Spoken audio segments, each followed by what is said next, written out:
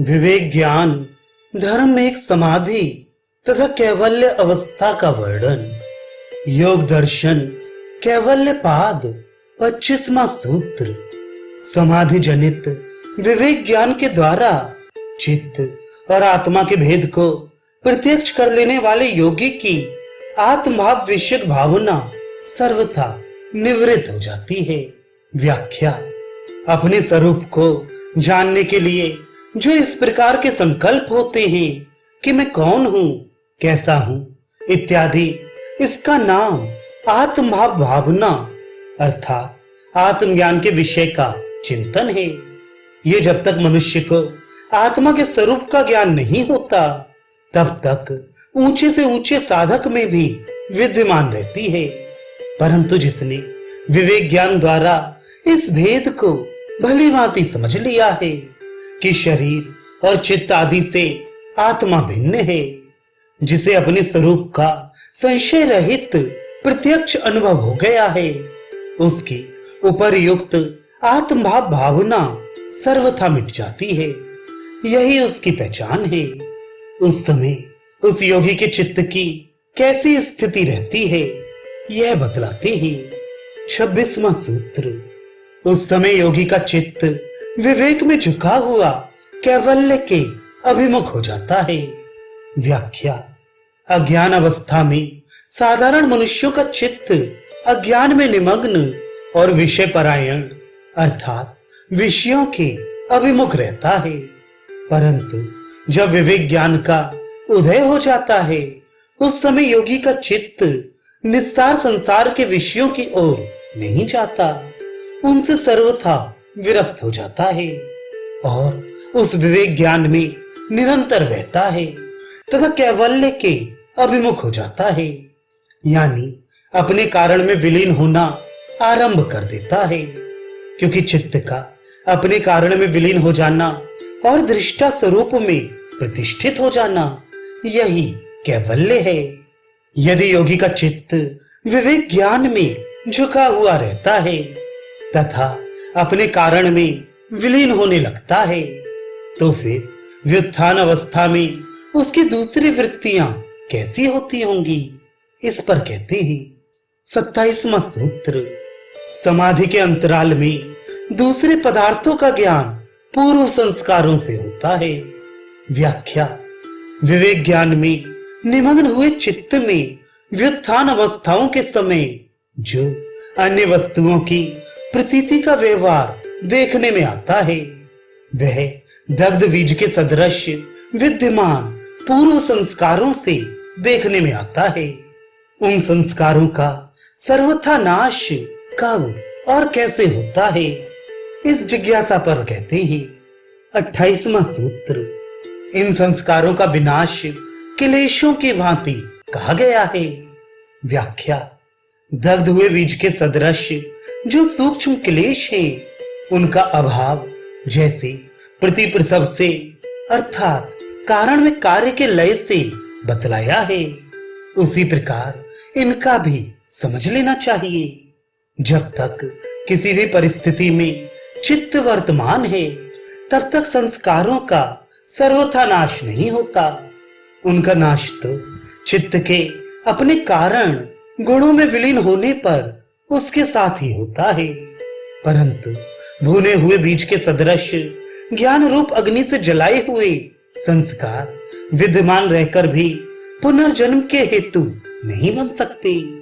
अतः उनके कारण होने वाला पदार्थों का ज्ञान नए संस्कारों का उत्पादक नहीं है।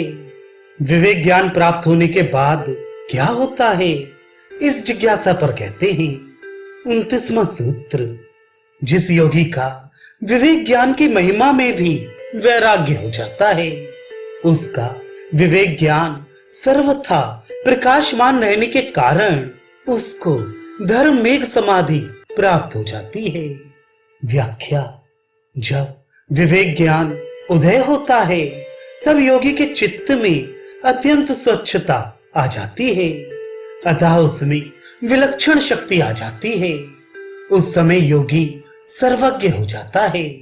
ऐसी सामर्थ्य प्राप्त होने पर भी जो योगी उस सामर्थ्य का उपभोग नहीं करता, सर्वज्ञता रूप ऐश्वर्य में आसक्त नहीं होता, उससे सर्वथा विरक्त हो जाता है, तब उसके विवेक ज्ञान में किसी प्रकार का विघ्न नहीं पड़ सकता। वह निरंतर प्रकाशमान रहता है। इसलिए तत्काल ही उस योगी को धर्म मेघ समाधि प्राप्त हो जाती है। उस धर्म मेघ समाधि से क्या होता है, इस पर कहते हैं 30वां सूत्र। उस धर्म मेघ समाधि से क्लेश और कर्मों का सर्वथा नाश हो जाता है।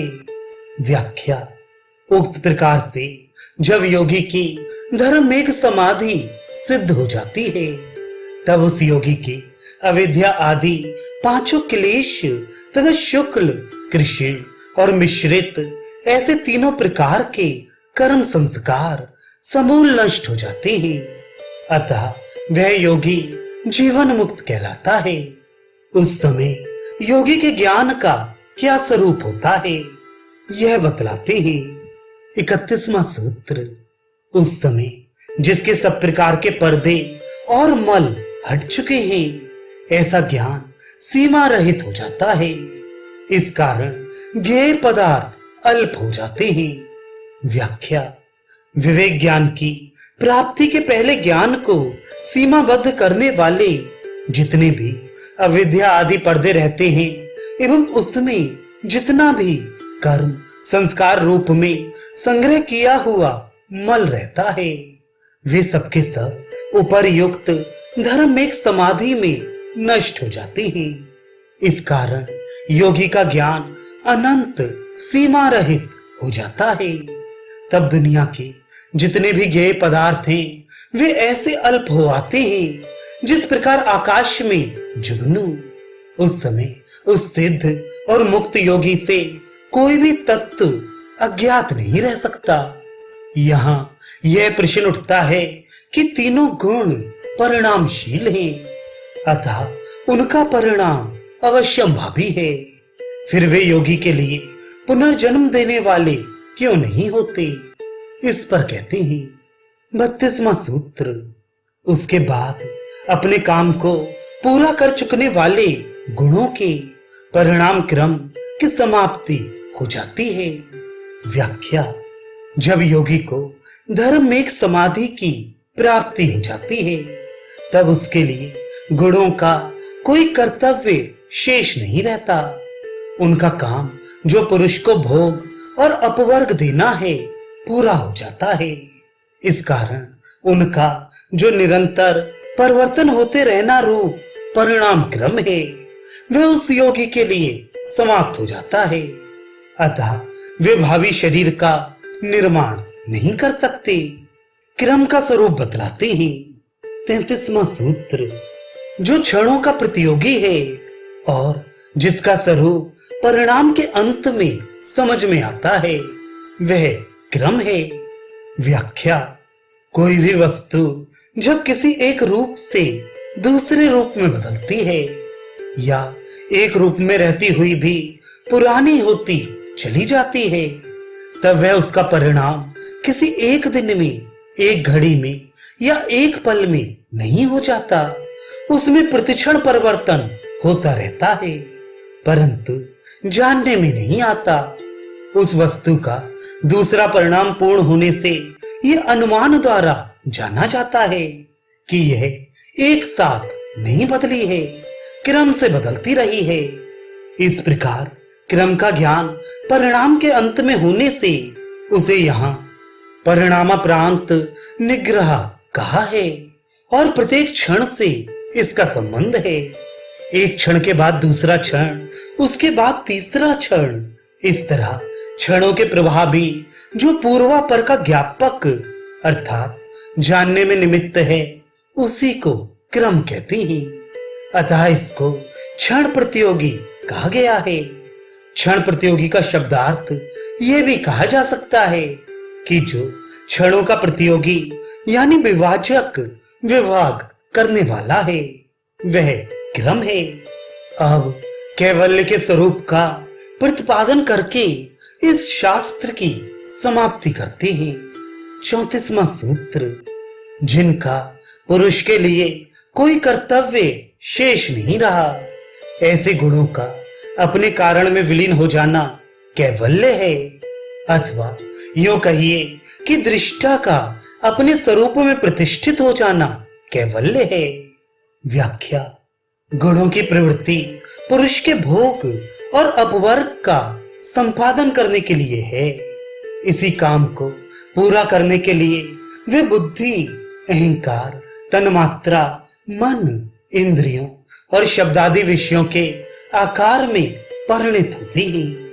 जिस पुरुष के लिए ये गुण भोग भुगताकर मुक्ति संपादन कर देते हैं, उसके लिए उनका कोई कर्तव्य शेष नहीं रहता।